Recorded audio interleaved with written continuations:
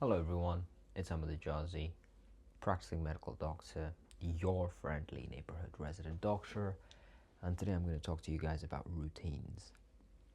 And the one thing that you have to think about while crafting a routine so that when you follow it, it's going to give you the maximum expected return. Make it as useful as possible. Recently I came back from holiday. It was a pretty fun holiday. It's not too long. But then once I was back, it took me about a day to 2 days to come back to normal life and, in fact, start feeling like myself, start performing like I would at my baseline. Reason for that being, I was off my routine. I did not remember everything correctly. I felt like a stranger to my own life initially.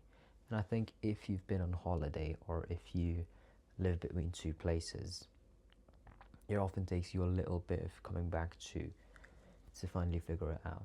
Like going back home for the holidays or moving to a new place or a new accommodation or a new city. It takes you a bit of time to sort of get into the flow of things.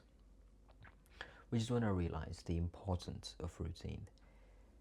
The main thing though, guys, is routines are how we know ourselves.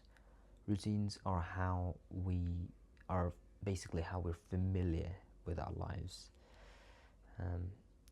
The more we know our own routine, or the better we are at having our own routine, the more connected we are to our own lives, every little aspect of our own lives. The one thing about routines is that they cannot have any cognitive dissonance. That is the thing, that's the main thing. With any routine whatsoever, that's what you have to watch out for. Cognitive dissonance is very simple. You can't have two ideas that oppose each other. For example, idea A, I would like to go to the gym, eat healthy, and build my dream physique, my dream body, look, feel, and move very smooth. And idea B is I'm lazy and I don't like going to the gym, or I like eating unhealthy food all the time. You cannot possibly have those two ideas and be okay and perform to any capacity. That is cognitive dissonance. You cannot have two opposing ideas. How this factors into your routine, and it's simpler than we think, but also a little bit more complicated than we realize. You cannot have I am a social being and I love hanging out with my friends, but also I have no time for my friends in your routine. You cannot keep both those things, or you cannot entertain both those ideas while building a routine.